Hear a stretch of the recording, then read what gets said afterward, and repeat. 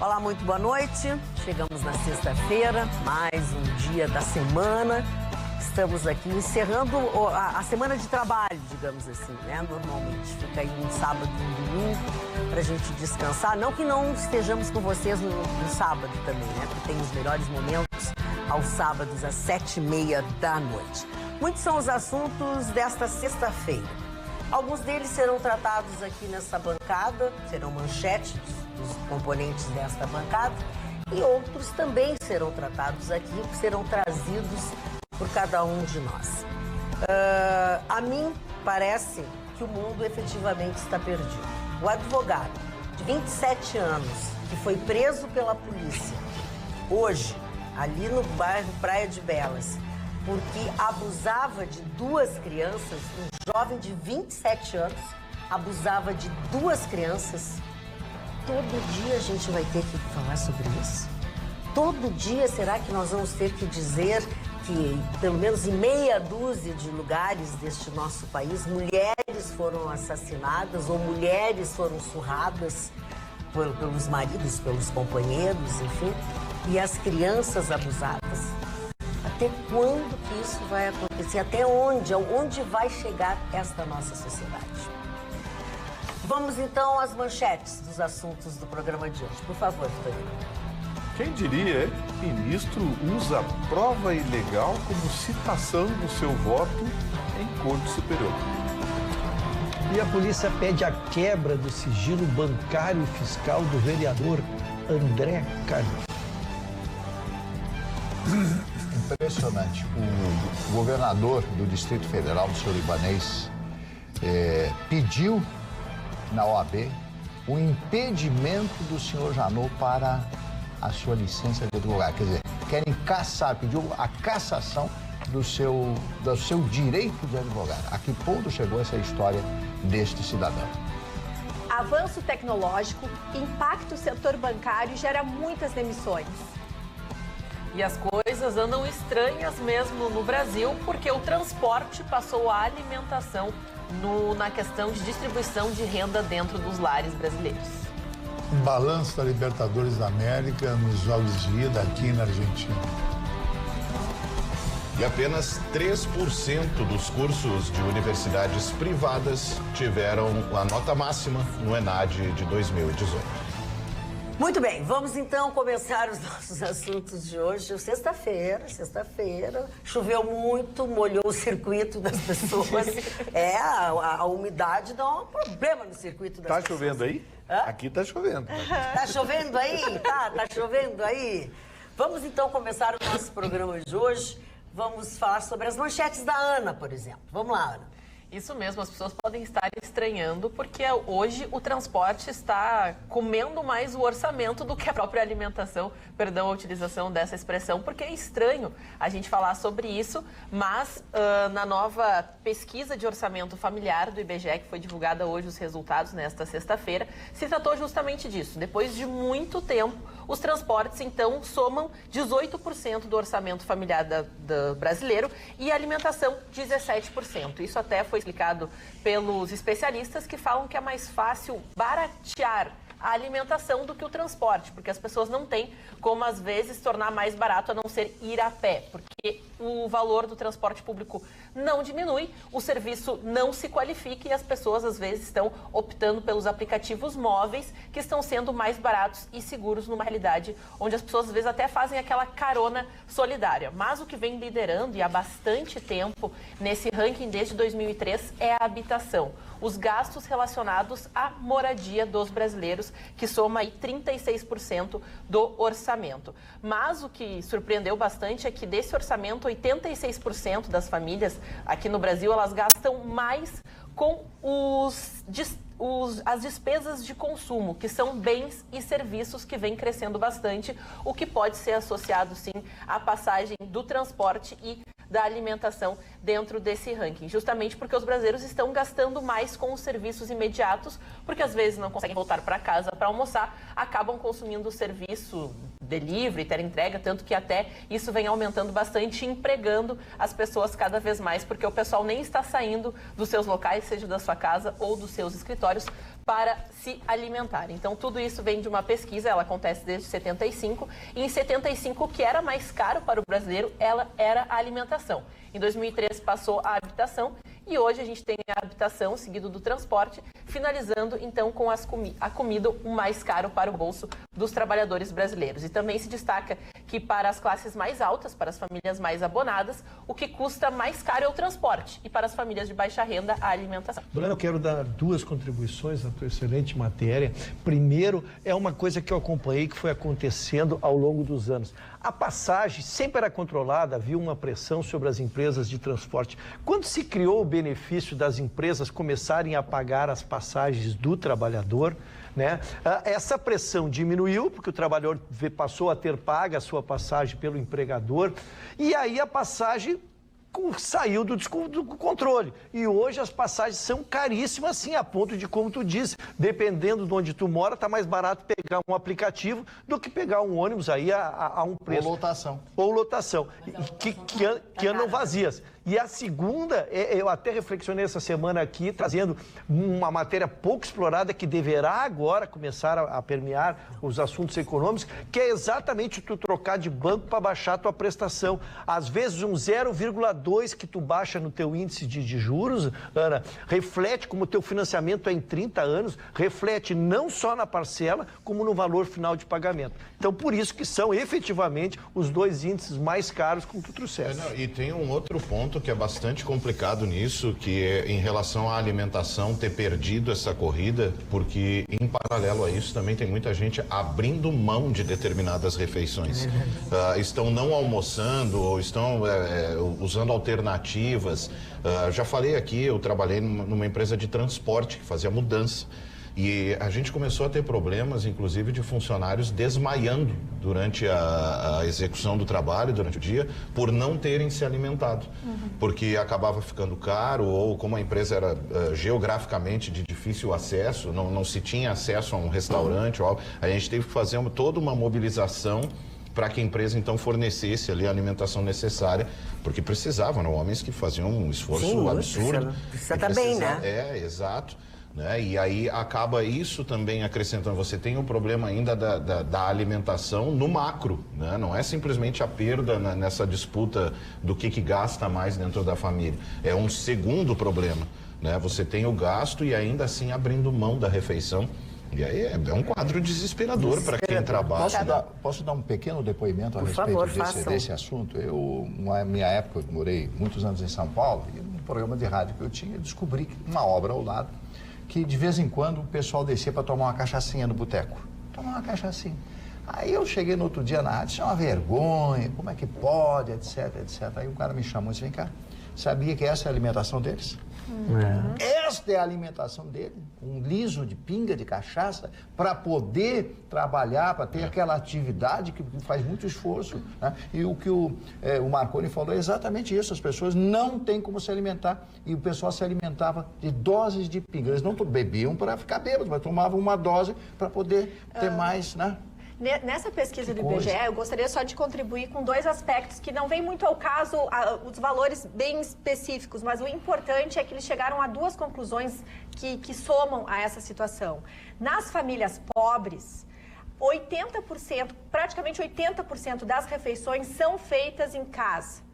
Nas famílias ricas, 50% da alimentação é feita fora. Então vejam também que as famílias ricas, por ter mais dinheiro, de certa forma, ok, usufruem disso, mas também não popam, né? Porque gastar com alimentação fora é sempre mais caro do que tu fazer em casa ou te organizar para fazer em casa. E outro ponto, eles fizeram uma análise que a maioria das famílias brasileiras ganham até R$2.000. E, no entanto, os custos médios de uma família média, que deveria ser o custo delas, elas deveriam receber o valor em torno de R$4.000 e poucos. Então, eles identificam que há uma parcela da população atualmente que, por mais que se esforce, não consegue honrar as contas básicas com saúde, educação, transporte, alimentação. Ou seja, praticamente 50% dos lares do nosso país, por mais que estejam batalhando, não estão honrando o básico dos seus custos fixos mensais. Isso é muito, muito desafiador, ainda mais depois do que a gente tinha comentado ontem, né? Os efeitos nocivos de se sentir endividado, de estar endividado. Sabe o que me lembra isso? Me lembra aquela frase do Truman Capote, que dizia: no futuro, metade da população vai passar fome, outra metade vai fazer regime. Agora, posso sugerir uma coisa que eu acho assim, ó, que eu acho que é básico. Mesmo que você aí tenha condições de, às vezes, fazer sua refeição na rua, juntar, às vezes, a família, fazer em casa, além de tu juntar e construir um relacionamento em família, é sempre mais barato. Eu acho assim, como é difícil as pessoas cuidarem mais do dinheiro que tem, como se gasta sem perceber. Chega no final do mês, tu olha o teu extrato ali, puxa, para onde é que foi tudo isso, né? E como é custoso ganhar. Então, isso é um aspecto, assim, independente, não estou falando para quem está desempregado, nem para as pessoas que não têm renda suficiente. Estou falando para quem tem renda. Muitas pessoas têm empregos bons, têm um custo de vida alto e também recebem muito. Então, não popam, né? Essa questão da alimentação, principalmente do almoço, que pega ali muito do horário de expediente, eu acho que vai muito em conta também de quanto vale a tua hora de trabalho. Porque eu concordo contigo, mas tudo isso vai despender de um tempo que, por exemplo, um motorista de aplicativo, por exemplo, né? Esse tempo que ele supostamente estaria economizando ao fazer isso, ele está perdendo de estar rodando, né? Então, daqui a pouco, um almoço de um sanduíche rápido num bar, num restaurante mesmo que ofereça, sai mais em conta porque ele volta. Mas eu posso te garantir uma coisa: se ele for ao supermercado e comprar os ingredientes desse sanduíche, levar consigo e condicionar dentro do carro, vai sair mais barato do que ele parar num posto, num local e comprar. É isso que eu estou dizendo, é se organizar para que possa diminuir, né? Mesmo quem tem condições. Nos Estados Unidos, tu já moraste lá e tu sabe bem, a maioria das pessoas recebem por hora, então eles não têm intervalo de almoço. E eles fazem exatamente isso, eles fazem as próprias refeições. É que a vida das pessoas não é tão certinha assim, tão matemática, Roberta. Cada um tem a sua dificuldade, cada um tem o seu jeito de fazer, e essa coisa de ganhar 2 mil, isso não é a receita de bolo só. Eu estou preocupado com o Marconi, que está investindo em gravata, dona Magda. Ele não está investindo em gravata. E eu vi que ele está usando uma cor-de-rosa hoje. Dei um take na gravata do... Olha aqui, não está economizando em gravata, seu Marconi. É outubro rosa, gente. É um outubro rosa, dona Ana. Tudo isso é mimimi. Sim. Sabe por quê? Tem a maior prova. Qual é o maior país do planeta? Não é os Estados Unidos? Sim. Quem construiu os Estados Unidos não foram os cowboys, o oeste americano. Sabe que esses caras se alimentavam de manhã? Uma xícara de café preto. Muita comida é pior ainda. Excesso de colesterol, gordura, fica feio e papapá. Entende? Eu de manhã uma xícara de café preto e deu. Porque tu é rico? Estilo cowboy, dona Magda. Tô te perguntando, vai brigar comigo agora? Não, porque eu sou um cara que eu me alimento, eu mentalmente, eu tô bem alimentado e eu fiz neurolinguística, eu não sou o mimimi que tem que comer que nem um porco pra sair na rua e dizer que tá alimentado, tá mal alimentado. Alimentação mental. Mal alimentado, queridinho. Eu vou até abrir meu Isso que eu passo a meia-noite num mata-mata muito grande também. Alimentação. Não, outras coisas, não. Outra coisa. Chicão, tu acha que tu tá te agrandando muito, tá fazendo propaganda enganosa, o conselho da publicidade vai vir? Procon. Não vai vir, não. Vai. Não. Vai, olha que vai. Boa noite, dona Magda. Eu e minha esposa Ângela somos telespectadores. O show Vitorino não tem jeito. Vamos esperar eles terminarem ali. Podemos falar? Sim, eu estava... Tu e o Mário já concluíram a conversa? Sim, nós estamos chegando a uma conclusão aqui sobre o Tá bom. Tu vai continuar me assistindo lá pelo monitor? Sim, eu acho a senhora muito simpática. Então nós vamos ter que virar o monitor ali, porque essa agora... blusa terra laranjada. Não, então tu troca imediatamente. É ocre alaranjado? Como é que é o nome desse troço aí? É a cor do ano que vem. Tá, mas como é que é o nome? A dona Magda é de vanguarda, então, Roberto. Mas a dona Magda tá lá na frente. A dona Magda tá lá na frente. Tá lá na frente, 2020. Salmão? Salmão? Muito bom. O peixe. Sim, que cor é o peixe, salmão? Cor de salmão. Daí a referência. Olha, A sexta-feira tá judiada hoje. A sexta-feira hoje. Na hora do Eu achei que só as mulheres sabiam aquelas cores de esmalte, tipo vermelho, fusco cintilante, ocre. Ternurinha. Ternurinha, amarelado, hiper... Pô, só mulher conhece essas cores. Agora eu descobri que o Marconi conhece o salmão. E homens como tu, ó. Tem que conhecer o universo feminino, cara. É fundamental. E tinha uma cor na minha infância, dona Magda. Tinha uma cor na minha infância que chamava cor de burro quando foge. Primeiro que eu vou te dizer que esse termo está errado. Eu não consigo me lembrar. Presta atenção que eu vou dizer a você que este termo está errado. Está errado, Isso eu aprendi com o professor Sérgio, professor de português, que durante anos da vida dele, o padrão de falas, de editorial, de jornal da Rede Globo, ele que fazia, irmão de Clóvis Duarte. Não existe cor de burro quando foge. Pois não. Porque quando o burro foge, você não vê a cor do burro. É cor de burro quando chove. Ah, não é possível. A senhora está alterando a minha infância. Mas a de todos nós, querido. A minha é a mesma infância coisa. Que eu passei. Batatinha, quando nasce... Esparrama pelo chão. A menina, quando dá... Bota a mão no coração. Não, batatinha, quando nasce, espalha a rama pelo chão. Ah, não. A dona Magda quer estragar a minha infância. A senhora não tem o direito de fazer isso. Isso é muito. A senhora não tem o direito de fazer isso. A senhora está invadindo meus momentos infantis e eu não tenho culpa se vocês cresceram burrinhos. Mas a história do burro me impactou. Eu confesso que me impactou. Mas não, é que assim, ó... Ai, como assim? Não, ai, calmem, eu tô no meio. Aquela expressão que diz que fulano é parecido com outro, cuspido e escarrado, esculpido e encarrado. Viu? Que isso, mas não, essa eu não conhecia. A fake, eu não conhecia a fake nem a verdadeira. Mas tá difícil. Não, mas é que... Eles vão mudar a literatura toda. Não vamos, gente. Isso eu aprendi com o professor Sérgio sem esclarecimento. Quem tem boca, vaia Roma. Vaia Roma. Exatamente. Vaia Roma. Eu tô fazendo o possível pra me manter quieto, mas eu... Acabou comigo também. Tu pode comentar, isso tu podes procurar em qualquer lugar. Isso é verdade. Quem tem boca, vaia pelos Roma da Lázio. Não é vai a Roma. Quem tem vai a Roma. Aqui, ó, não dá paralelo, não dá.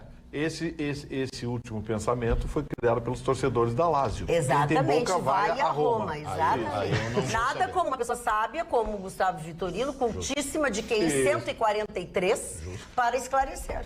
Não, se é pra avacalhar, por dentro. Não, mas não é avacalhar, gente. O que eu tô falando é verdadeiro. E faz sentido, né? Óbvio que faz. Por que batatinha quando nasce se espalha esparra, espalha as ramas. Espalha as ramas, não é asa, espalha ramas pelo chão. Mesmo, né? Espalha ramas. E o burro, quando foge, não tem sentido. Mas bota a mão no coração. É isso. Eu não sabia qual era a cor.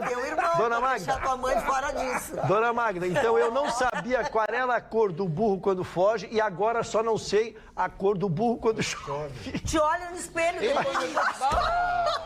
Eu volto amanhã. Eu perco, olha, eu tô impossível hoje. Eu perco o amigo, mas não perco a piada. Sexta-feira não é um bom dia. Olha aqui, ó. Você também pode participar de tudo isso, pode nos assistir no nosso facebook.com/atualidadespampa, assim como pode participar e acompanhar todas as nossas histórias, né? As coisas que a gente faz aqui pelo nosso Instagram, que é o @atualidades.pampa, e ligar para cá ou para o nosso WhatsApp 999-777-001 ou manda um e-mail para atualidadespampa.com.br. Será que é guerra? Eu não. Qual é a única peça do carro que é feita no Egito? Ai, meu Deus. Os faraós. Pior que engraçado. Vamos. Lamentável. Continua com essa tua sabedoria. Olha a cara de Fiquei embora. Dá pra liberar o mar, né? Fiquei embora. Mas, dona Magda, eu tenho uma notícia interessante. E eu tenho uma outra notícia interessante. Olha os dois para te dar. diferentes. O meu questionamento ontem de flexionar e reflexionar e reflexão foi hoje muito conversado com um dos clientes nossos aqui do programa, que estava acompanhando o programa. Que bom. Viu? E que disse que o senhor é uma pessoa fora da curva, de tão inteligente, tão... Não, eu queria falar um assunto sério sobre o senhor Augusto Aras. Ele assumiu que dia mesmo? Essa semana, não foi? Isso. Já vai para a Itália. Já vai para Itália. Agora baixou o Brizola aqui. Já vai para Itália. Vai a Roma. Vai a Roma. Vai a Roma. Facciamo questa notte. Então, o que acontece? Vai a Roma, representando o Ministério Público Federal, representando não sei quem, não sei quem. E quem é que vai pagar as passagens? Nós. Ministério Público Federal, exatamente o que você disse. Nós, né? Vai na classe executiva e tal, uma classe boa, né? Para ir, tem mais espaço para as perninhas dele e tal, essa coisa toda. Então, já nos primeiros dias, como procurador, ele vai visitar Roma, a cidade eterna. A política brasileira não muda. Agora, Marne, isso que tu estás trazendo, como as pessoas que estão em cargos públicos dão a impressão de que não tem aquele respeito, aquela deferência ao dinheiro que não é dele. Não é meu, não é seu, não é de ninguém, é do povo. Essa falta dessa cerimônia com o dinheiro alheio causa uma angústia, porque tu pensa assim, vindo de alguém com um cargo tão importante, tão necessário para evitar a corrupção, tem esse tipo de atitude, né? Roberto, Agora, mas eu acho que o Mário fez uma brincadeira, mas nem de perto se imagina que ele vai sair de férias com dinheiro público. Ele está indo representar o Ministério Público numa missão executiva na Itália. E se não fosse ele, possivelmente iria outro. O que eu acho que está faltando é uma gestão pública focada como é uma gestão da maioria das empresas da iniciativa privada. Se tu vai fazer um gasto, inclusive na sua casa, no seu orçamento, qualquer um de nós, que batalha, tem o seu dinheiro ali, a trabalho, valoriza o dinheiro. Qualquer coisa que tu gasta, tu pensa, bom, isso aqui é gasto, é um gasto que eu posso, é um investimento ou eu estou tendo um retorno maior? Quando é que eu vou ter esse retorno? Então, assim, o que esse procurador, representando o Ministério Público, vai oferecer que dê uma contrapartida que justifique esse valor num cenário como o nosso, de tanta desigualdade, de tanto problema. Se a gente estivesse num país crescendo economicamente, mas não é o caso. Infelizmente ainda não. O STF... Para mim me incomodou. Me incomodou mesmo. O STF... Por que te incomodou? Porque, justamente por isso. Não, mas eu não consegui... A Roberta acha um gasto. Eu acho que o Mani trouxe a notícia incompleta. O Mani trouxe a viagem e não trouxe o que ele foi fazer na Itália. Tu sabe por que ele foi para a Itália? Sim. Ele foi para fazer uma deferência a algo que vai acontecer na religião católica. Sim. Tá? Então, é por isso que ele vai. Então, eu acho assim, ó, nem tanto ao mar, nem tanto ao sol, né? O que um ministério... Não tanto ao mar, nem tanto à terra, por favor. Então, eu acho realmente... A Roberta comeu alguma coisa hoje. Não, é que eu acho assim, Magda, infelizmente, quando a gente quer colocar o país em ordem financeiramente, tu vai ter que ser antipático. Tu vai ter que cortar gastos, sim. Mas, Roberta, isso não é ser antipático, Roberta. Uma mulher especialíssima brasileira vai virar santa. Então, ele que faça como muito presidente de empresa que vai num Mas ele não avião. é presidente de uma empresa, ele é do país, Roberta. Ele é chefe da Procuradoria Geral. Ele é chefe da Procuradoria, Roberta. Para mim é uma incoerência. Acho que não precisava de uma delegação. Acho que pode, sim, representantes brasileiros, mas que fiquem numa comitiva muito pequena e que vá com uma passagem o mais barata possível. Então eu vou te dizer uma coisa. É dinheiro seu, que está desempregado. Mas não se preocupe, porque o ministro não vai com o seu dinheiro. O ministro vai com o dinheiro dele. Ah, bom. Se ele for, ok. Então espera. A notícia é que ele vai com o dinheiro do Ministério Público Não, Federal. ele vai com o dinheiro dele. A notícia que eu sei é a mesma do Mas a notícia atualizada, ele vai com o dinheiro dele. Agora, se vão as esposas, se vão não sei o quê, aí virou excursão. Agora, ir até lá tem que estar lá. Tem que estar lá. Que engraçado, se fosse de Israel, tinha que estar lá? Não estou falando, nem estou entrando nessa questão. Mas eu estou te perguntando, porque com o Papa ela vai ser canonizada, é uma coisa raríssima no país. Mas não iria. Tá bom. Não iria, e acho assim, louvável, por exemplo, atitudes como o do próprio Bolsonaro, que quando foi a Israel não levou a sua esposa. Tá certo. Vocês querem ver gastos? Vamos baixar custos? Querem ver gastos desnecessários? O presidente Toffoli mandou encomendar carros de luxo blindados para todos os ministros. Mas isso é sempre, né? E já consolidou também salas especiais para ministros do STF em todos os aeroportos brasileiros. E quando viajaram para o exterior, também salas especiais para o ministro do STF, locadas a peso de ouro. Legal, né? Nós estamos pagando isso. Mas é aí que eu digo, é aquilo que assim, por que parariam? Né? Qual é o freio social, digamos, que fariam os donos do poder pararem? Qual é a ameaça que eles têm? Se a questão vai a juízo, são eles que julgam. É verdade. Eles ficam tranquilos. A ameaça deles é o Senado com o rabo preso. Olham pela janela e procuram. O povo já acordou? Revoltou? Não? Tão suave, preocupado com o jogo no fim de semana? Então segue. Toca o barco. Tem o dinheiro aqui. Eu quero uma sala com som acústico 3D. Por quê? Porque eu quero, porque eu posso. Não vem ninguém me impedir. Vou ficar aqui até a casa cair. Como eu sei que esse povo não reage a nada, a não ser que eu tire a sévia o futebol deles, aí pronto. Agora, enquanto eu ficar aqui, eles vão ficar... É que nem aqui agora. Eu, por exemplo, continuo sem saber se ele vai com o dinheiro dele ou o dinheiro do Ministério. A gente fica dividido sem ter... Aquilo que eu falo da insegurança, não é só jurídica que a gente está vivendo. A gente está vivendo uma insegurança da informação. E quando o cidadão não sabe contra o que se revoltar, ele vai continuar preocupado com o boleto dele. E por que a gente está vendo isso? Porque tudo que é feito nesse governo é distorcido. Tudo, as notícias vêm de um jeito, daqui a pouco recupera. Por quê? Porque está mais do que evidente que é para ferrar o Bolsonaro e a equipe dele. Ontem a Ana trouxe a notícia então a gente tem que ter cuidado com isso. Ontem a Ana trouxe a notícia do Equador. Viram hoje como é que está o Equador? Não vai ninguém para casa, é pau quebrando. Se tirar... Agora, aqui o que acontece? Qualquer um que sugere um pé na porta, ai, que horror. Cara, olha que... Eu não sei o que precisa mais. Eu não sei. Aqui, os caras entraram na nossa casa eu acho que as pessoas não sabem o valor de uma passagem. Vocês querem o tamanho da distorção? Eu vou avançar, então vou aproveitar. Eu não sei se o Russo quer falar sobre esse assunto, porque eu já ia entrar na minha manchete, que é a seguinte. Você falou em prova ilegal e abuso de poder, coisa e tal. Vocês viram que essa semana o Gilmar Mendes citou o Intercept Brasil, aquelas mensagens frias, aquelas coisas montadas, e o que é pior, ilegais, citou provas ilegais. E que sequer tem velocidade comprovada no voto dele.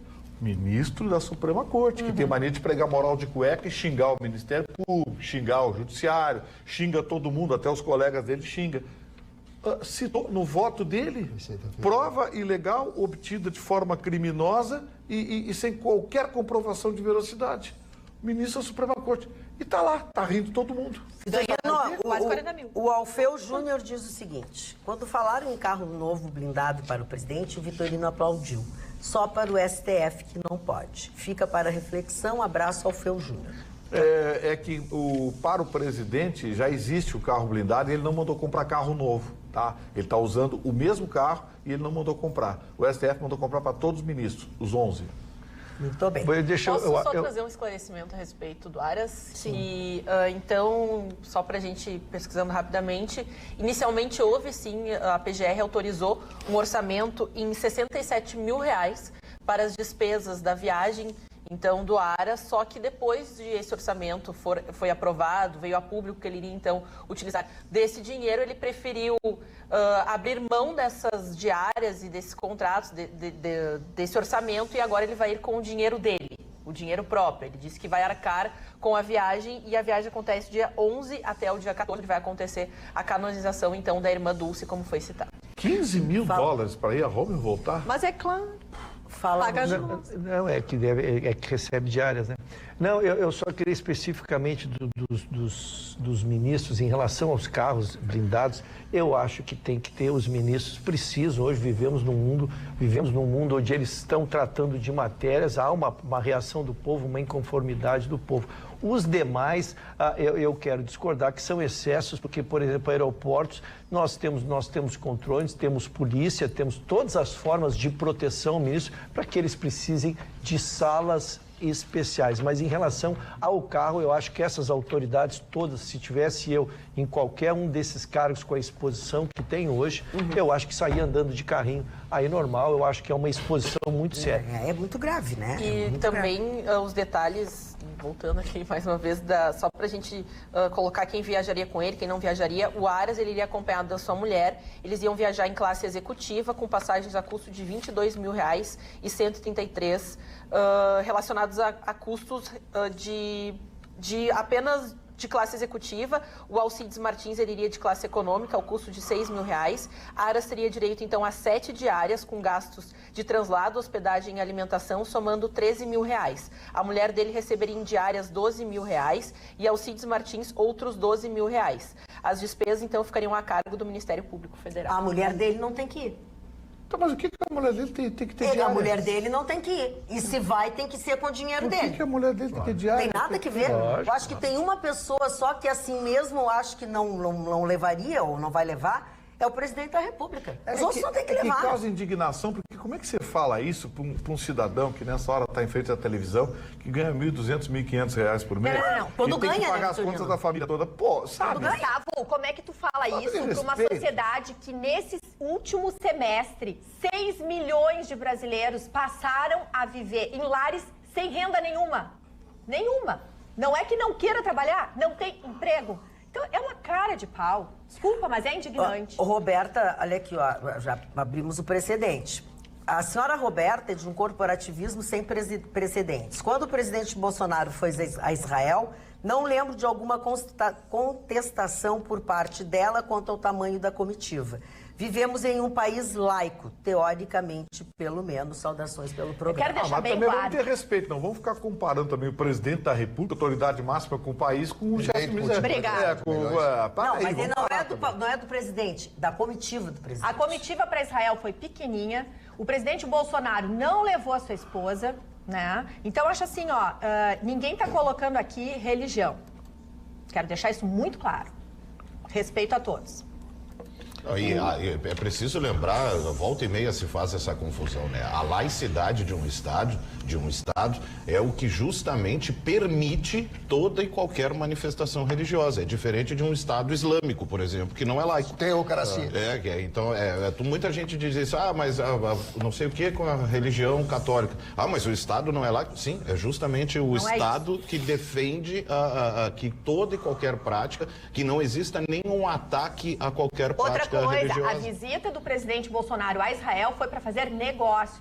Houve vários ministros que acompanharam e fecharam negócios, né? E que estamos recebendo as repercussões e veremos as repercussões ao longo dos anos. Então também há de se considerar esse aspecto. Mas eu estou tentando fazer uma ligação só social, Magda.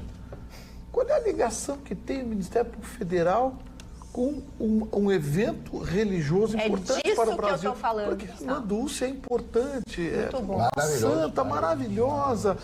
Mas eu acho que quem deveria ser, né? Porque ele é baiano. Um bispo brasileiro, né? O governador da Bahia, de repente. Mas o Ministério Federal. Muito bom. Isso não tem porquê. Está com cara de turismo, sim. Está com cara de turismo. Bom, até pode ser, mas cada um... E outra coisa, com $15 mil eu fico um mês na Europa. Mas também, né? Eu fico Também mais.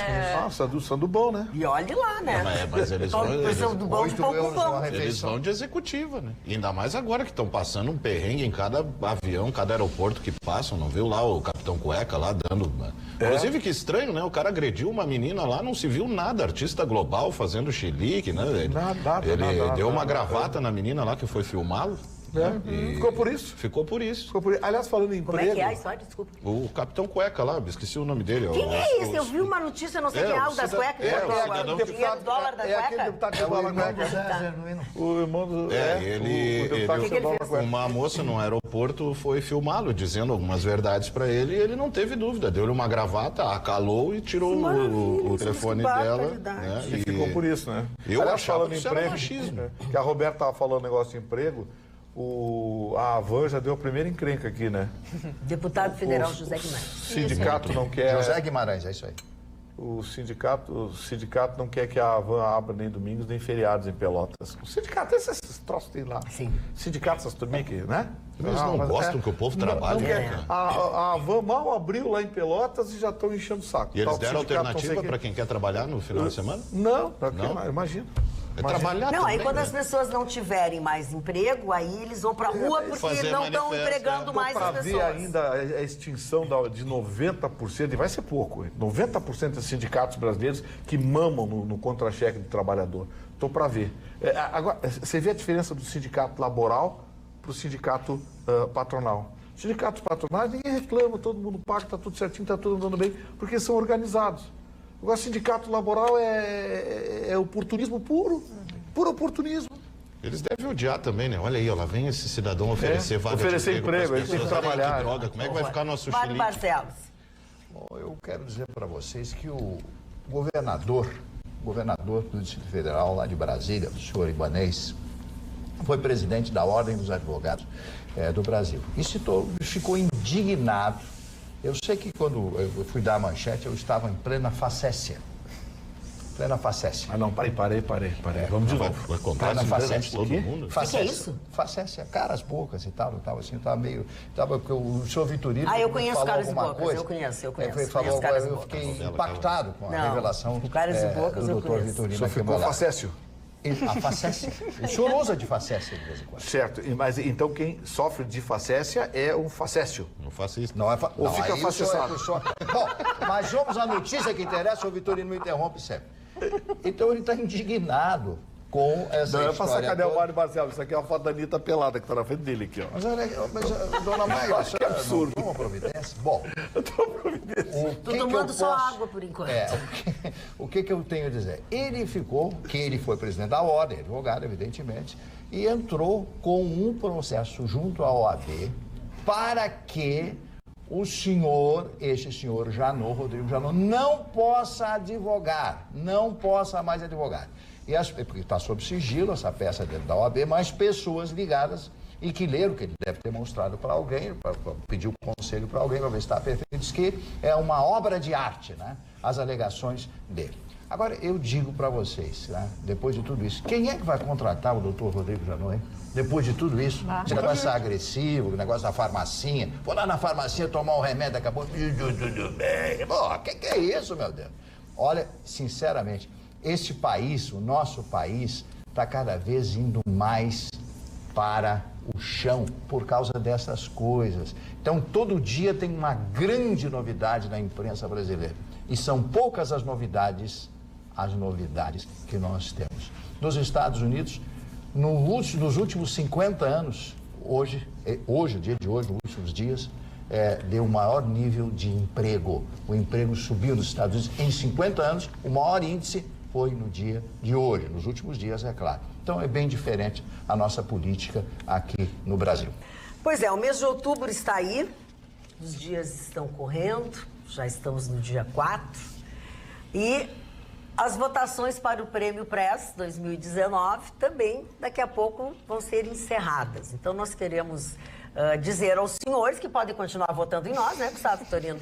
Preferencialmente e obrigatoriamente. Tá? Até porque nós estamos ainda nas relações, né? Nas prévias do Prêmio Press. Então você vota, você tem que entrar no revistapress.com.br/Prêmio Press. Lembrando que você pode votar, eu voto popular, se você quiser, você pode votar todo dia. Não é bonito, mas pode votar todo dia. E só o profissional que não pode, é uma vez só. Quem é profissional da área só pode votar uma vez só, porque senão a gente ia ficar votando na gente mesmo, na gente. Então, assim, dessa bancada, o Vitorino, o Marne, o Marconi e Magda e eu, né, que estamos E o próprio programa. E o programa como um todo. E o nosso programa, inclusive, né, Marconi? Sim, exatamente. Aliás, a bem da verdade... Eu, como comentarista de rádio, eu quero fazer uma convocação para que as pessoas votem nos profissionais da Rede Pampa de Comunicação. São mais de 10 profissionais que estão indicados, pessoal das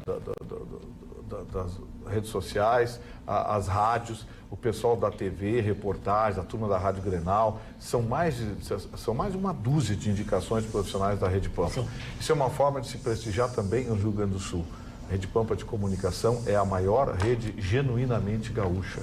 E a gente espera exatamente que a gente tenha com os gaúchos essa receptividade e esse carinho que a gente recebe todo dia aqui. Então, vote na gente, vote na atualidade, vote nesses profissionais, mas principalmente vote nos profissionais da Rede Pampa de Comunicação. Marne, teu recado do Prêmio Press. Bom, eu quero agradecer às pessoas, eu até fiquei surpreso, né, com os votos aí que tenho recebido como comentarista de rádio. O Vitorino é de televisão, eu sou de rádio. As pessoas que me acompanham na Rádio Pampa os comentários pela manhã, alguns comentários, às vezes as pessoas dizem, não gosto muito, mas claro, eu às vezes sou obrigado a falar aquilo que é a realidade, a verdade e tal, sem me posicionar para o lado direito, o lado esquerdo, por isso que dizem que eu sou muralista, né? Eu sou muralista com o Diego Rivera, o grande muralista mexicano. Mas eu agradeço a todas as pessoas que votam nos meus comentários, que ouvem a Rádio Pampa. A Rádio Pampa é a emissora, a única emissora estritamente de notícias do Rio Grande do Sul. 24 horas de informação na Rádio Pampa. Quem quer estar atualizado, sintoniza sempre a Rádio Pampa, o melhor som de FM de Porto Alegre. Eu digo para vocês, eu conheço o som de rádio, conheço porque estou há muitos anos e já montei algumas estações de rádio. É o melhor som de microfone, o melhor áudio, é o áudio da Rádio Pampa, o som límpido e perfeito. Marconi é outro concorrente. Exatamente. Agradecer também, né, pelo carinho e a confiança de todos que estão votando. Vou deixar alguns detalhes que são importantes de serem percebidos durante a votação. Você tem que botar o nome do profissional e o nome da empresa. Por exemplo, Gustavo Vitorino, TV Pampa, né, para que o voto seja computado direitinho, tudo corretamente. Então, obviamente, em primeiro lugar, o agradecimento. Muita gente pergunta, né, se é em função da minha passagem pela Rádio Pampa ou em função da Rádio 104. Os dois votos ali estão valendo. Se refere ao trabalho que eu realizei no último ano, né, de passagem ali pela Rádio Pampa, mas eu agradeço. Eu acho que é mais pela Rádio Pampa, hein? Eu agradeço também, puxando a brasa pro obviamente. assado. Né, eu agradeço, obviamente, o carinho também de quem está votando pelo meu trabalho realizado na Rádio 104. Então, muito obrigado. Quem quiser conferir, todo dia lá entre 6 da manhã e 10 da manhã, eu trabalho também na Rádio 104 FM. Muito obrigado pela confiança, a gente conta com o seu voto. É momento de agradecer, porque é o carinho de vocês, dos nossos telespectadores, que nos levam justamente a estar presentes, né, nessa listagem, nessa possibilidade do nosso programa, do Atualidades Pampa, ganhar como melhor programa de televisão. Aliás, já entrou diversas vezes e ainda não conseguimos, mas principalmente esta que vos fala, né, que já tem alguns anos de carreira, já fui a melhor apresentadora de televisão em 2 oportunidades, mas eu confesso a vocês a minha surpresa e a minha gratidão de estar concorrendo como melhor jornalista do ano. Então eu quero agradecer a vocês e pedir que vocês não desistam, continuem votando e que Deus ilumine aquela comissão julgadora que vai ter um peso também muito importante no dia, no final, na noite de premiação, que eles pegam tudo isso e eles também votam. Que nós todos tenhamos sorte e que consigamos levar, através da imagem e do nome da Rede Pampa de Comunicação, alguns prêmios para agradecer a vocês, nossos telespectadores, e aos nossos patrões também, que nos dão toda essa oportunidade de estar aqui, em frente, tendo essa convivência, esse contato com vocês, que para nós faz muito bem. Muito obrigada. Ô, Magda. Fala. Vou fazer uma fofoca aqui. Faça. Eu publiquei... Só não é fofoca. Não, imagino. Eu publiquei no meu Facebook, no YouTube, no Instagram, aquele negócio lá. Eu publiquei aquela foto dos 2 soldados lá do Oriente Médio. Sim. E disse que eu ia concorrer agora ao Prêmio Nobel da Paz, que o Julinho que se catasse com o Prêmio Press. Aí ele, mal criado, respondeu assim: Prêmio Nobel todo mundo tem, eu quero ver ter Prêmio Press. É verdade, eles, né? Um abraço. Fala, Ninha. Um abraço, Julinho. Puxando o assado também pro pessoal da Rádio Grenal, que desenvolve um trabalho bem específico no universo esportivo. Lembrando, Diogo Rossi concorre como repórter do ano, Benhur Marchiori como comentarista esportivo e também o Duplo em Debate, programa que eu participo lá no FM 95.9, como programa esportivo de rádio. Então, por favor, também valorize, como o Gustavo Vitorino falou, somos uma equipe, somos uma família, todos nós merecemos estar lá, mas quem já tá, a gente nessas prévias, acha importante relembrar. E não esqueça, vai lá nas nossas redes sociais, seja no Instagram, seja no nosso YouTube, para você conhecer mais também os nossos profissionais, para poder votar em outras pessoas da sua escolha, do seu desejo. E obrigada, né? Lembrando, obrigada sempre a todo mundo que está votando e participando dessa corrente. Gratidão. Esse programa do meio-dia é muito bom, o bonita. Duplo em Debate da Grenal, muito bom. Eu não perco, é muito legal. Olha, o Carlos Eduardo da Silva Pinto, nosso telespectador, que acompanha sempre, diariamente, o nosso programa, sobre o que falávamos aí, sobre as viagens de ministros, enfim, ele disse em alguns momentos, ele participou com muitos e-mails. O cidadão trabalhador que banca tudo isso não pode ter o direito de ter o porte de arma. Agora nós temos que pagar carro blindado para uma Suprema Corte que muitas vezes manda soltar bandidos botando em perigo a sociedade. Pois então, o cidadão trabalhador que banca tudo isso e tal, botando para a sociedade que ele já falou. E aqui ele fala mais um pouco. Quem mais falou sobre alguma coisa? Ah, não, a história do cor do burro quando foge, estava dando sucesso aqui, ó. A dona Denise de Bagé diz assim, há uma outra interpretação para o ditado. Corro de burro quando foge. Isso eu não tinha ouvido. Calma, aí ela explica. Porque de acordo com esse discernimento, um burro em fuga leva tudo por diante. Então só resta as pessoas correrem em disparada da frente do burro fugindo. Tá? Corro de burro quando foge. Gente, isso vai virar um cordel.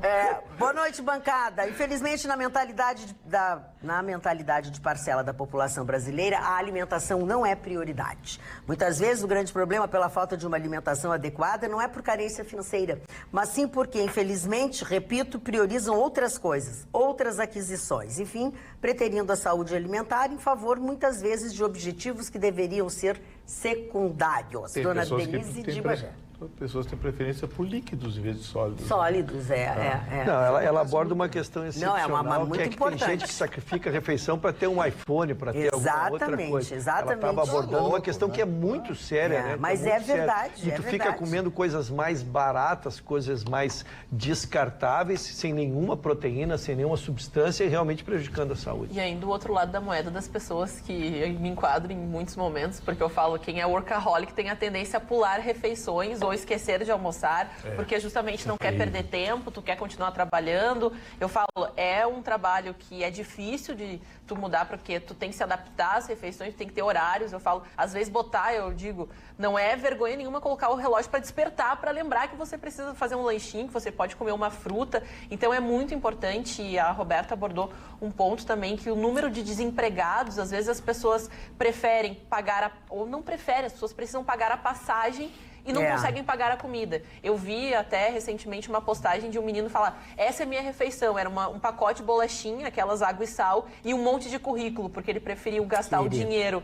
queria se alimentar, imprimindo currículos numa lan house, do que, de fato, se alimentando. Então é complicado, a gente sabe que o universo de cada pessoa é muito particular, todos devem ser respeitados, mas Magda, o que deu que falar essas expressões, o pessoal saiu com cada coisa aqui. O pessoal de Pelotas conhece essa do burro lá, a Carmen de Pelotas, ela fala que conhece, que lá eu tenho medo quando o burro foge, então por isso que a pessoa corre. Tá na linha de Bagé, tá igual a dona Denise de Bagé. E o Enio Roberto fala de uma todo mundo lembra, né? Aquela aquela rua, se essa rua fosse minha, que todo mundo fala, eu mandaria brilhar, quando na realidade é ladrilhar. Que daí todo mundo canta errado. Mas é ladrilhar, eu canto ladrilhar. Acertei uma. Eu mandava ladrilhar, com pedrinhas de brilhante, para o meu amor passar. A bancada tá em grande fase. Tá adorando. O Marconi não teve infância. Baixou a Anitta. Não, o Marconi não teve infância, que o Marconi não soube cantar a música. O Marconi não sabe cantar. Eu tô pensando que eu cantei errado. Com foto da Anitta pelada. Eu cantei errado a vida inteira. Por que tu cantava errado? Do ladrilhar. Pelo amor de Deus. Ficou um pouco É tocado. muita ofensa. Não, mas não adianta. Não, era ladrilhar, né? Vamos de novo. Um de cada vez. Gustavo Vitorino, eu vou ter que te botar sentado lá para tu não conversar mais com o parceiro. Então, mas peraí, seu Salomão, peraí. Vamos editar. É a cor do seu negócio, né? É a cor de Salomão. Entendi. Isso. Não, tem gente que discorda aqui no WhatsApp. O Sérgio diz que mentira. é ocre marajó, a cor do Fusca de 1972. Toma! E é exatamente, eu procurei. E tu falando de mim. É exatamente a cor. E tu falando de mim. Ocre Marajó, tá vendo? Aí Marajó era um carro feio, achando que era a cor de Salomão o negócio. É um carro da GM. Cor de pele. Conta, tu mandava brilhar? Eu fiquei um pouco tocado, fiquei um pouco triste agora. Tô um pouco tocado. Por que tu ficou tocado? Mexeram com a tua infância também, Marconi? Porque eu cantei errado a do Ela Brilhar. Eu mandava ela brilhar, com pedrinhas, errado. com pedrinho. Muita gente canta assim. E te queixa pra tua mãe e teu pai que te ensinaram errado. Fiquei um pouco Ficou Fiquei um pouco Muitas emocionado. coisas tu deve ter feito errado, tu vai descobrir aos horrores. poucos. Mas tu sabe Eu todas? descobri, não é nada, problema é minha mãe. Chicão Tofani, vamos à tua manchete. Na minha Pois manchete não. é o seguinte, um balanço bem rápido em drops, como é a minha linguagem up to date, uma linguagem descolada, não uma linguagem jornalística, uma linguagem popstar na televisão, que sempre foi a minha referência nesses meus 36 anos de TV. A Libertadores foi realmente o assunto mais importante da América do Sul. Não é eu que digo, é as redes sociais que todo mundo fala, todo mundo falou em Libertadores no mundo todo. 75 países viram esse jogo, sabe? E no lado argentino, rapidamente, a vantagem ficou para o River Plate, que ele joga o segundo jogo contra o Boca Juniors, jogando por um empate ou uma derrota de 1-0. E o Boca não pode levar o gol. No lado brasileiro, o Flamengo, que mostrou sua superioridade no primeiro tempo contra o Grêmio, depois o Grêmio equilibrou, palavras do próprio técnico do Grêmio, o Flamengo perdeu a grande oportunidade de ter se classificado. Não se classificou, mas entra em Maracanã com 70 mil vozes, classificado, porque o 0-0 serve para o Flamengo. O 1-1 leva a partida para os pênaltis e qualquer outro resultado que não seja a vitória do Flamengo classifica o Grêmio. Em tese, o Flamengo é ligeiramente favorito. Seria uns 55, 58 a 42%. Joga em casa, tem um time bem qualificado e tem a vantagem do empate. Ao contrário do jogo argentino, onde o River Plate tem 80% da vantagem e da classificação em tese. Por que tudo isso, telespectador? Porque na Libertadores da América, o gol vale dobrado. Esse foi o grande diferencial do Flamengo no jogo contra o Grêmio. Mas, se fosse qualquer outro time, eu colocaria o Flamengo como 70% de favorito. Mas, quanto o Grêmio tem toda aquela aura imortal do time copeiro. Então, vai ser o grande jogo do ano, Flamengo e Grêmio, no final do mês em Maracanã. Muito bem.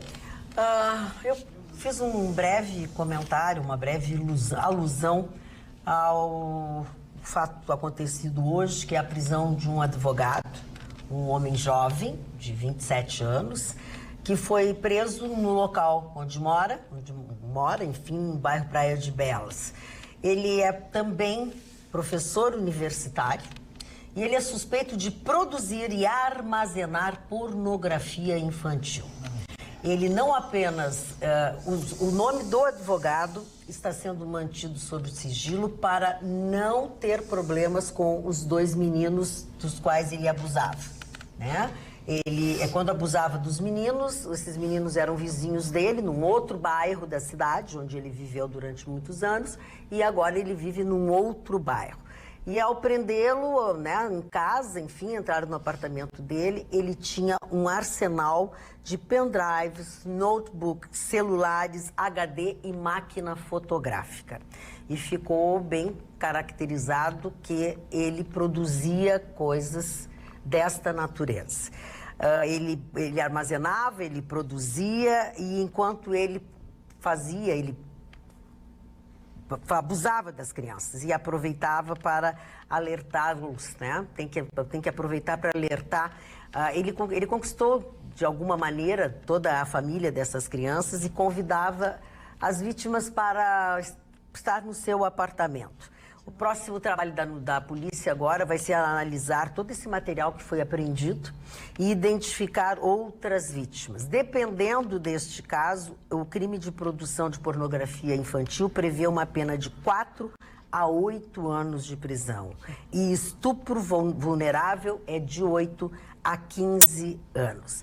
É lamentável a gente ter que noticiar isso e enfatizar que é para que todas as pessoas cuidem dos seus filhos com muita intensidade, com muito zelo, porque daqui a pouco a gente está dormindo com o inimigo. Que idade ele tem, dona Magda? 27 anos. 27. Uma pena dessa ele sai com quanto? Não, mas é aí que eu queria abordar a pena contigo. A dona Magda foi muito didática. Não, mas não é. Não. Ainda continuar Não, por isso que eu queria... Estava inscrito para falar exatamente em cima disso. A dona Magda foi muito boa descrever a notícia, dona Magda, porque cada uma tem uma pena. Tá? Tu fazeres o ato, tu produzir o ato, tu compartilhar o ato, tudo isso vai trazendo, não é essa pena aqui, não é essa pena. Essa pena que tem ali é uma coisa, né? Se tu produz material e como tu tem uma determinada... Sim, no momento em que ele violentava as crianças, ele gravava. Ele ainda gravava. Então, ele tem uma série de penalidade, ele vai muito mais que o dobro isso aí, pode ter certeza disso. Que horror. De qualquer forma, né, a gente sabe o que nós já comentamos aqui, né? A própria psiquiatria já nega que haja cura para esse tipo de crime. Então, mesmo que ele teve... Semana retrasada, nós tínhamos... O cara ficou 18 anos preso, foi solto na semana que foi solto, ele perpetrou. Por isso que a gente diz, isto não é um problema só psicológico, não tem cura uma pessoa. Mas Magda, olha só, tem um projeto, tem um projeto no Congresso Nacional, projeto que está dormindo lá há 15 anos, que ninguém tira a bunda de cima para votar. Só porque o projeto é do ex-deputado Jair Bolsonaro, que é a castração química. É a única coisa que resolve segurar esses monstros só com a castração química. Só que, por ser um projeto do deputado Jair Bolsonaro, é o preconceito, é o discurso, é o não sei o quê, é o não pode, é o ai, o mimimi, o gato gago, sabe? Isso aqui enche o saco. Tem solução? Tem. É o Congresso parar de votar recurso eleitoral, fundo eleitoral e o diabo carrega. Vota um projeto desse, aprova e inclui no Código Penal. Pronto. Porque não vai ter cura. Esse cara vai ficar 10 anos na cadeia, vai progredir, vai sair, vai fazer a mesma coisa. O Rush acabou de descrever ali o caso do cara que saiu, 2 dias depois fez a mesma coisa. E ele reside aqui na capital tem 5 anos, que ele está morando aqui, que leva a acreditar que ele vem do interior do estado, né? E não estão sendo divulgados, provavelmente, local, né? Onde é que ele morava ou não. Até porque ele deve ter cometido esses atos há muito tempo e com muitas crianças. Um conselho, em duas ocasiões eu entrevistei um ex-funcionário da Google Brasil, uma certa vez, e também um amigo pessoal que é policial federal que trabalha com inteligência em relação a esse tipo de coisa. Então, assim, a internet tem sido uma fonte de abastecimento desses caras de uma forma que a gente não imagina. Eu digo a gente porque a gente que tem a cabeça no lugar, que funciona, que merece estar vivo, diferente deles. A gente, por exemplo, posta uma foto de uma filha, uma sobrinha, uma neta. Olha, o primeiro dia de aula, aí bota lá a foto da nossa netinha com um uniformezinho do colégio. Para nós que somos normais, é um evento, primeiro dia de aula de uma criança. Para eles, é um fetiche que está sendo realizado ali. Essa foto está sendo consumida, essa foto está sendo divulgada, circulando por aí em deep web, e às vezes nem precisa ser tão no nível mais profundo, né, de internet, de navegação. Nos grupos aí que eles consomem, nos seus computadores. Então, não poste, né? Uma dica que eu trago de um ex-funcionário da Google que trabalhava com essa filtragem, que se afastou... Que eles chegam em ti também, né? Sim, tu não pode compartilhar isso. Exato. Então, assim, não, eu digo a foto do seu filho. Você não precisa. Mas eu queria tanto. Pois não. Mas não dá. Nós não vivemos nesse mundo que lhe venderam. Nós não vivemos, o mundo não é aquele papel de parede do Windows lá, que é aquele cenário verdinho, o sol brilhando. Não é. O mundo é um lugar terrível e que tem gente que faz isso. E que vai e que entra nas suas redes sociais, vai lá salvar como e salva a tua foto né? Mas tem coisa aí também que é preciso que nós tenhamos um senso crítico para atropelar, Marconi. Eu não só concordo contigo, como vamos ampliar a discussão. Sim. Tem um outro canal de televisão aí que andou apresentando um programa A Mais Bela Criança, não sei o quê, Ai, que horror. Você viu a narração, Ana? Sim. Gente, vamos olhar bem. Crianças de trajes de banho que foram expostas. Crianças, 7, 8, 9 anos. Crianças desfilando de traje de banho.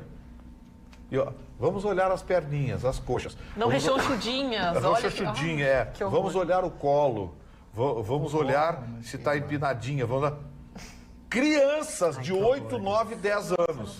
Eu não vou dar aqui o nome do apresentador no programa, mas vão na internet e vão olhar, porque chocou o país. Não, já abriu o olho do Ministério Público. O Ministério Público que é a explicação. Um programa que passou em rede nacional de uma outra emissora. Graças a Deus que eu não vi. Gente, o que é isso? Coitadinha das crianças. Crianças de 8, 9, 10 anos. E a locução Foi que a Ana falou, a locução era chocante. E cadê os pais, né? Estavam lá torcendo. Esse é que é o problema. Eles estavam lá, já foram eles que levaram. Era um concurso. Mas será que eles sabiam que a locução ia ser daquele jeito? Eu digo assim que às vezes o aspecto, a gente fala nós como pessoas, né, normais, e digo com as faculdades mentais, a gente, ai, que lindo, que bonito, fotos de criança, até gente. Sim. E até uma campanha que existiu pelo Facebook, diversas redes sociais, aquela foto do primeiro banho, aquela foto da criança na praia, se você evitar postar, porque eu falo assim, o que, como o Marconi disse, o que é uma apreciação bela para os familiares, para os amigos, se torna a munição, se torna o material do pedófilo, daquele que não tem assim, não está nas suas faculdades mentais. E a gente fala assim, infelizmente, até a fotinho que você acha bonitinha compartilhar na sua família, daqui a pouco ela está num grupo de pedófilos, ela está numa rede, as pessoas aqui, a Aurora, o Ismael, a Kátia, a Fátima Rocha, a Maria de Lourdes, ela fala assim que até deixou de postar fotos. É isso que eu ia dizer. Não posta nem as normais, porque eles usam a cabeça, o rosto, fazem montagem, eles se faz tudo. A gente lamenta, mas a gente já trouxe diversas vezes o tema e não se importa de ser repetitivo, porque ele é pedagógico, né? As crianças, a pedofilia, eles têm fotos só de crianças, de nenês. Ai, que amo. De nenês. É difícil, eu sei, Dona, eu entendo, mas a gente tem que falar para alertar os pais, é nojento. Essa funcionária do Google que eu entrevistei, ela é ex-funcionária porque ela foi afastada por ter afetado o psicológico dela. Imagine você chegar, vou começar a minha rotina de trabalho. Sentei, servi um cafezinho, vamos lá, o que eu vou filtrar hoje? Porque o Google não pode indexar isso. Não pode permitir que esse conteúdo seja acessado. E o seu trabalho vamos supor, das 8 ao meio-dia, excluir isso. É isso. Ele não vai procurar o vídeo do gatinho, não. É só coisa das piores possíveis. Vem de Caxias do Sul, do senhor Luiz Silva. Um e-mail aqui para o nosso atualidades@pampa.com.br que diz assim: Magda, por favor, diga para todos os seus ouvintes que a Roberta tem toda a razão quanto aos gastos desses ministros e políticos. Está faltando a eles todos uma consciência sobre todos os acontecimentos que nos envolvem diariamente. O Brasil é um país pobre e a partir desse ponto é que a consciência de cada um de nós deve agir. Pobre é pobre e não pode gastar naquilo que não é essencial e ponto final. Obrigado pela atenção, um abraço a todos, ótimo programa, Luiz Silva de Caxias do Sul. E ele pede o teu endereço eletrônico, eu não sei se tu tem endereço eletrônico. Eu tenho aqui da Pampa. Da Pampa, roberta@pampa.com.br. roberta@pampa.com.br. Eu gostaria, por favor, de fazer uma homenagem. Hoje é dia de São Francisco de Assis, dia de São Chico de Assis.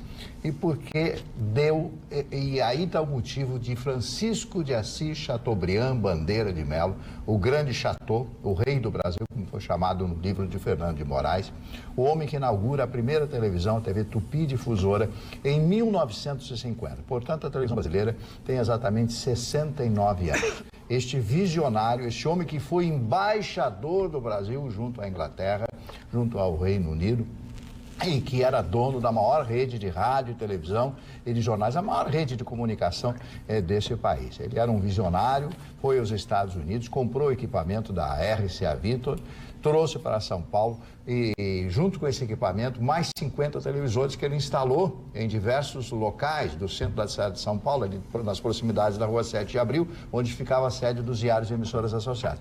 Então, ele faz a primeira transmissão de televisão, né? Porque ninguém tinha televisão, não existia, era só rádio naquela época. Então, a minha homenagem ao Assis Chateaubriand, o criador, o homem que trouxe a televisão para o Brasil, em 1950, portanto, há exatamente 69 anos. Hoje seria o aniversário de Chateaubriand.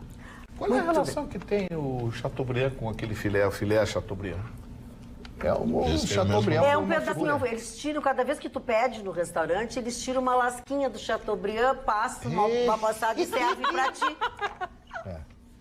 Eu fiz uma pergunta séria. Mas eu tô te respondendo sério. No centro de São Paulo. Uma pergunta como essa merece uma resposta de respeito. Tem um restaurante chamado Rei do Filé ali na Rua São João. Tem o filé Chateaubriand. O Rei do Filé. É o Rei do Filé. Aliás, eu nunca comi um filé mignon tão bom. Imagina o bife a cavalo que deu.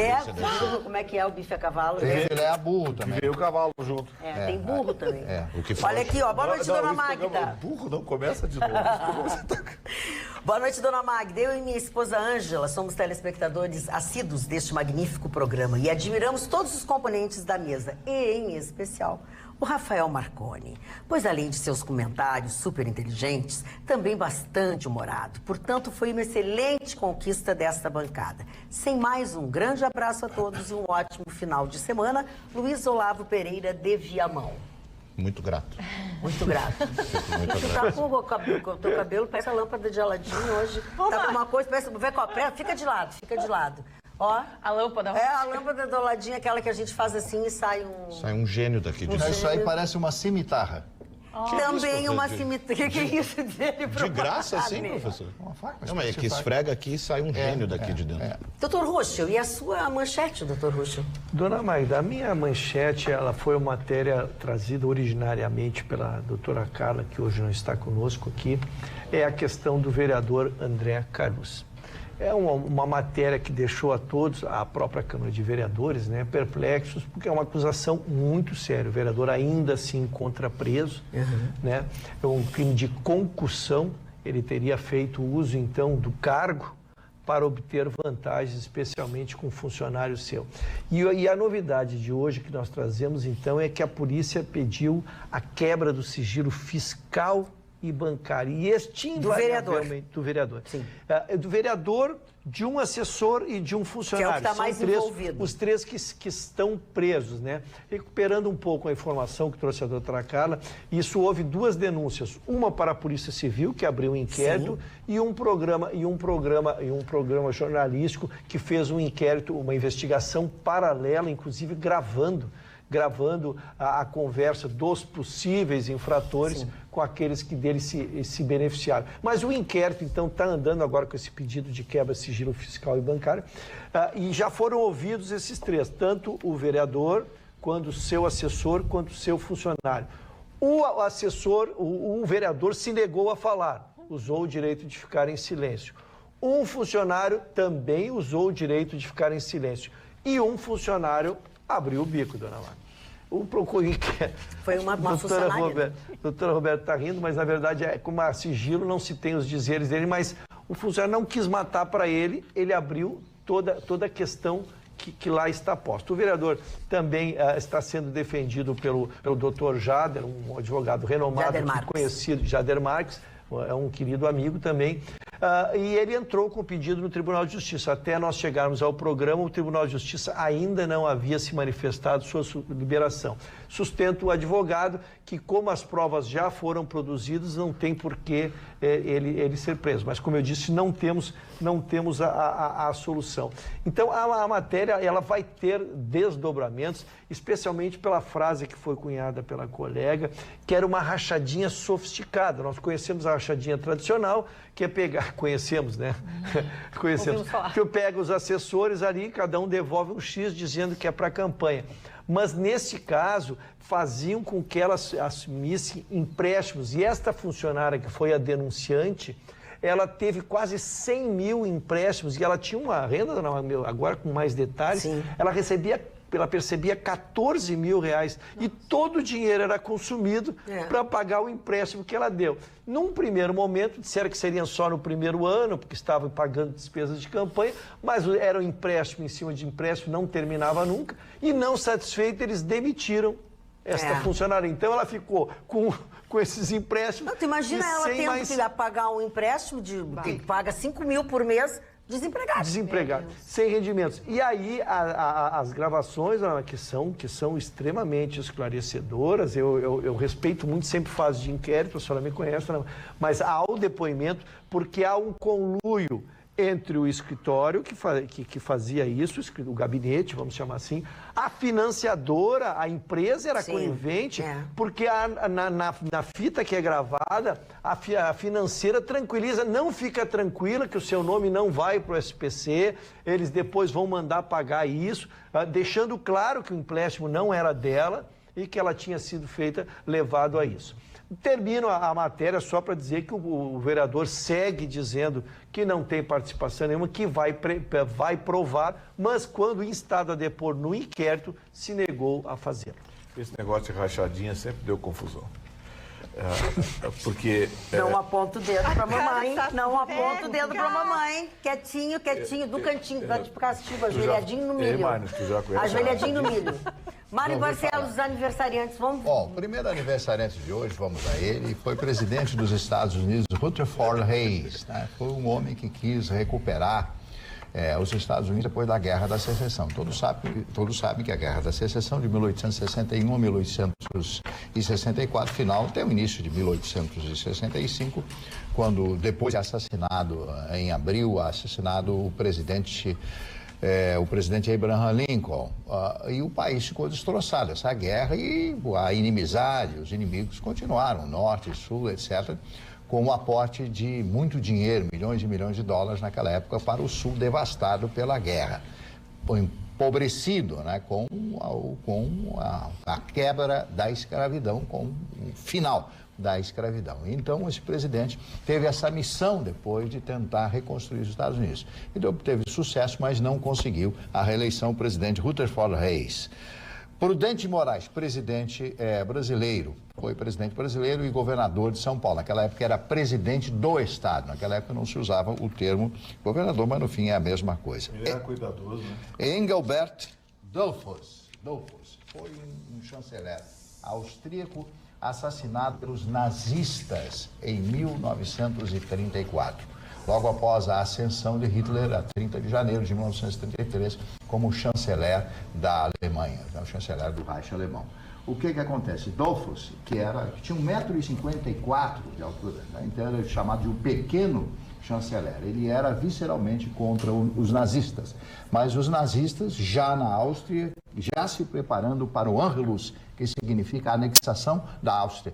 E para que vocês saibam, 91% da população austríaca votou a favor da anexação à Alemanha nazista naquela época. Olha como era a política e como era o prestígio nazista nessa época, o envolvimento da própria imprensa, os jornais austríacos daquela época, e a eliminação dos inimigos políticos também. Então, o que acontece? Dollfuss foi assassinado. E hoje existem monumentos e homenagens a este pequeno chanceler da Áustria, Dollfuss. Buster Keaton, esse eu acho que todo mundo conhece, né? Um grande humorista, ator, produtor. Clássicos. Isso. Violeta Parra. Preciso falar da Violeta Parra? Não, né? Violeta? Não é a Violeta Couto. Não é a Violetinha? Não é a Violetinha. A Violeta não é a Violeta. Pode ser uma Violeta Parra. Graças à vida, canção que me ha dado tanto. Que eternizou a grande e maravilhosa Mercedes Sosa. Hoje é aniversário desta mulher que tratava de cultura, que era uma poetisa e assim por diante. Charlton Heston, ator americano, ator principal, protagonista dos maiores clássicos de Cecil B. DeMille, que aliás tem um prêmio muito famoso nos Estados Unidos que é dado para o conjunto de obras dos grandes Oscar atores. Especial, né, do Cecil B. DeMille. O senhor conhece. E o Charlton Heston, que foi o presidente da Liga dos Rifles, né, dos Estados Unidos, ele brigou até o final da sua vida. Ele fez o El Cid, ele fez Ben-Hur Judá. Toda a série original do Planeta dos Macacos. O primeiro foi o mais genial de todos foi o primeiro, quando ele vai caminhando ali e olha a Estátua da Liberdade caída ao chão, ele dá um soco na areia e diz assim: malditos, destruíram o planeta, né? Quando ele vai e volta. Charlton Heston foi uma grande figura. E esse filme, o Ben-Hur Judá, ele era um judeu e que era amigo dos romanos, só que ele não conhecia o que os romanos iriam fazer, não sabia o que os romanos iam fazer, até que ele se torna um inimigo mortal dos romanos naquela época. Ele foi o grande herói desse filme. Fez outros filmes, inclusive um filme sobre o nazismo que foi rodado na Amazônia, um filme cujo nome não me lembro neste instante. E ele é uma das lideranças da Associação Nacional do Rifle lá nos Estados Unidos, é um dos maiores defensores do armamentismo. Eu falei, o Romeu Tuma, o grande xerife, né, que já faleceu, Romeu Tuma, delegado de polícia da Polícia Federal. Anne Rice, que é uma escritora americana. Susan Sarandon, atriz americana que leva o sobrenome do primeiro marido dela. Ela se tornou uma grande atriz e hoje ela se consagra, né, como uma das atrizes de elite do cinema americano. Ganhou o Oscar por Thelma e Luiz. Thelma e Luiz aqui, eu lembrei do filme, mas não lembrei do nome. Completando 59 anos hoje, o ídolo de muita gente, o senhor Antônio Palocci Filho, né? O senhor Antônio Palocci Filho que botou a boca no trombone. Metade da cadeia tá por causa do Palocci. E continua atirando, né? Continua atirando. Mas ele está em casa, né? Pelo menos ele conseguiu isso com estas delações. São esses os aniversariantes de 8 de na também, máquina. que eu acho que deveria andar de carro blindado. Porque tem de mico. Eu queria fazer um adendo ao que o Mário falou da Áustria, um país que eu conheço, que eu morei 2 meses na Áustria. Porque a minha mãe é austríaca, filha de austríaco. Meu sobrenome da parte de mãe é Schwarzbach. E a minha mãe nasceu na rua Maria Hilfestrasse, que significa Marias do Socorro, que é uma espécie de Assis Brasil, mas assim, alto nível, que a Áustria é um país... Então não é Assis Brasil, não, mas é uma espécie espécie grande, 2 mãos. A Áustria tem uma coisa que isso aqui eu posso afirmar que eu senti lá, é o país mais nazista do planeta. Se o nazismo fizesse uma opinião pública lá e votar que é a volta do nazismo, o nazismo ia ganhar na Áustria. Não só porque Hitler nasceu lá, porque eles são muito puristas na Áustria. A elite alemã, Roberta, ela não mora em Munique, mora em Viena. Família Porsche, esses caras que inventaram essas grandes corporações, moram tudo na Áustria. A Áustria tem um padrão de vida altíssimo, é um dos lugares mais caros do mundo para tu visitar. E é um lugar muito lindo. Assim, lindo, mas muito segregacionista, eu acho. Eu acho que a Áustria... Eles também, né? Eles são muito segregados. Eles ainda acham que alguns não são dignos o suficiente. Eles não curtem nem os próprios alemães. Se acham melhor que os alemães. Com certeza. E o Hitler nasceu numa cidade que fica na divisa com a Baviera, chamada Braunau am Inn, o rio Inn que divide os dois países. E o turismo na Áustria é tão interessante porque os pacotes turistas... Vão lá. Que você vai... Mostra essa cidade. A maioria vai para Salzburgo. Poucos vão para Viena, porque é muito caro o hotel para Viena. O Hotel Imperial de Viena. Marne, eu sei que eu já disse isso 500 vezes, todo mundo aqui nessa bancada já disse. Eu fico impressionada com a tua memória. Olha o nome, as coisas que ele guarda dentro dessa cabeça. Por isso que eu me refiro a ele como professor. Mas é uma coisa maravilhosa isso. Ele guarda tanta maravilhosa. coisa nessa cabeça. Que não seja assim com o coleguinha, tá? A senhora viu a insinuação do que ele disse? Vi, e tu ainda gosta dele. Quando eu digo que não é mais pra tu pagar o café dele... Não vou aceitar a cara dele. Mas é um homem superior. Não, ele tem a cabeça boa. É um homem maior do que isso. Diferente da tua, Pelo né? menos uma delas. É o seguinte... Aquele senhorzinho lá do... Aquele tu quer receber visita de novo? Olha, aquele senhorzinho do cabelo diferente lá tava contando a unha de fora, hein? O rapaz do cabelo diferente. O rapaz do cabelo diferente agora vai fazer a manchete dele e vocês vão ficar quietos. É claro. É contigo aí, o Tubro Rosa. Vamos falar de... Tá vendo aí, ó? Vamos, não dá bola pra eles. Não, passou de um mês. Eles vão tudo depois pro SOI. Tu vai pra casa pra... Vamos falar sobre educação. Saiu o resultado, né, divulgado pelo Instituto Nacional de Estudos e Pesquisas Educacionais Anísio Teixeira, o INEP, um estudo divulgado nesta sexta-feira que mostra que 3,3% apenas dos cursos de faculdades privadas conseguiram alcançar o conceito máximo do ENAD em 2018. Na rede pública, esse índice foi consideravelmente maior. Ainda é muito baixo, mas consideravelmente maior. Foram 20,3% dos cursos que conseguiram atingir o conceito máximo. Foram 460 mil estudantes de bacharelado em ciências sociais e humanas e de tecnologia de gestão e negócio, apoio escolar, hospitalidade e lazer, produção cultural e também design. Nessa edição, como eu disse, então, né, o número acabou chamando a atenção do Ministério da Educação, apenas 3,3% dos cursos.